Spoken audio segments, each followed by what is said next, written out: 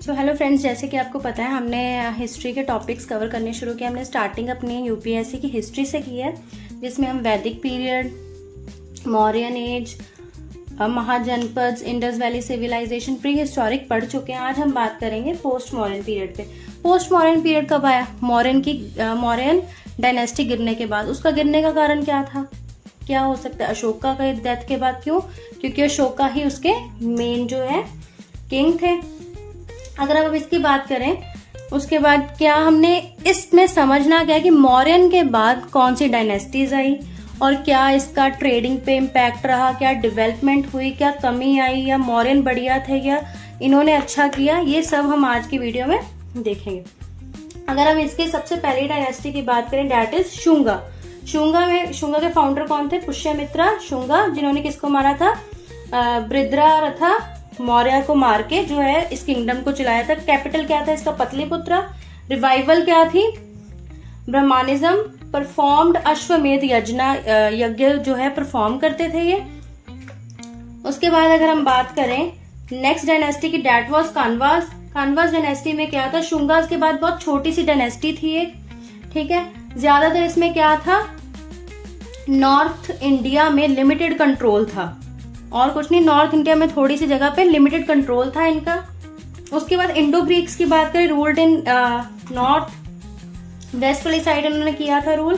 Famous किसके लिए थे? मिलिंदा कन्वर्टेड टू बुद्धिज्म, जो कि बुद्धिज्म में कन्वर्ट हुए थे उसके लिए फेमस थे। इन्होंने क्या इंट्रोड्यूस कराया था, ये मेन याद करने वाला है। इंडो ग्रीक ने गोल्ड कॉइन्स और गंधारा आर्ट इन्होंने इंट्रोड्यूस करवाई थी हमारे इंडिया में। उसके बाद हम बात करें शाकास की, ये सेंट्रल एशिया से आए और वेस्टर्न इंडिया में बसे, ठीक है। सेंट्रल एशिया से आए थे और वेस्टर्न इंडियन में इन्होंने अपनी बसावट की। इंपॉर्टेंट रूलर कौन थे इसके? रुद्रदमन, और जिन्होंने जानागढ़ संस्कृत में इंस्क्रिप्शन लिखी थी। प्रमोटेड क्या? ये किसको प्रमोट करते थे? बुद्धिज्म को। इनका प्रमोशन किसके लिए था? ये बुद्धिज्म कल्चर को आगे लेके जाना चाहते थे और ट्रेडिंग को प्रमोट करते थे। उसके बाद हम करें कुशानास की, ये 1st to 3rd CE में आए थे।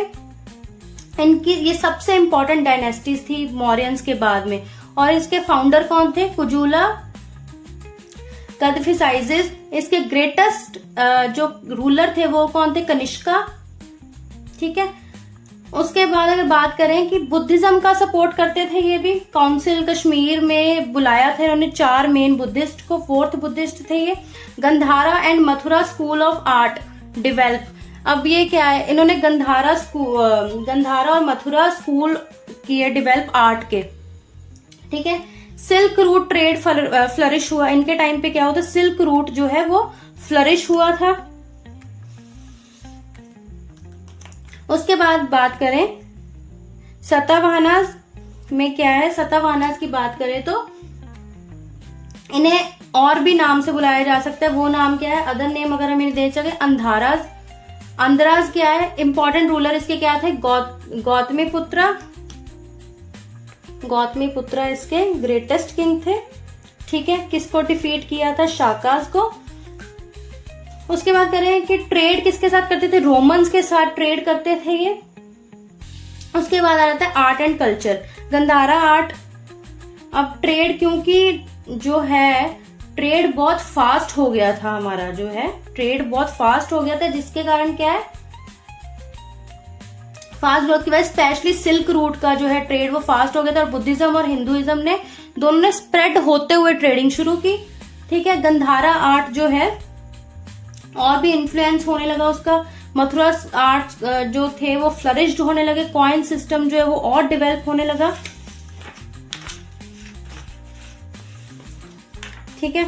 उसके बाद स्टूपास बनने लगे किसके? सांची, भरूट, अमरावती ऐसे। और फॉरेनर्स ने इंडियन कल्चर में मिक्स होके कंट्रीब्यूट किया। इसमें क्या है मेन पढ़ने वाला कि फॉरेनर्स ऐड हुए, उन्होंने हमारे कल्चर को और भी ज्यादा अच्छे से करना, मतलब खुद प्रायोरिटी देना शुरू किया। इकोनॉमी की बात करें, एक्सपेंशन किस में हुई थी? इसमें ट्रेड में। वाइड स्प्रेड हुआ था गोल्ड सिल्वर और कॉइन्स का, ग्रोथ हुई थी अर्बन सेंटर्स की। एसेंस क्या था, पोस्ट मॉडर्न एज जो है वो पॉलिटिकल फ्रेगमेंटेशन। इसमें हमने क्या पॉजिटिव पॉइंट देखा कि जो फ्रेगमेंटेशन हुई पॉलिटिकल की, और फॉरेन इन्वेजन, इन फॉरेनर्स के साथ हमारे कोई फॉरेनर्स ने भी प्रायोरिटी देनी शुरू की हमारी कल्चर को, और कल्चरल फ्यूजन शुरू हुई। ठीक है, ये है हमारा टोटल पोस्ट मॉडर्न के बारे में। अगर आपको और डिटेल जाननी है तो आप मुझे लिंक पिन करें कमेंट सेक्शन में, तो मैं ताकि आपको और इसके डिटेल्ड नोट्स वीडियोस प्रोवाइड कर सकूं। Thank you.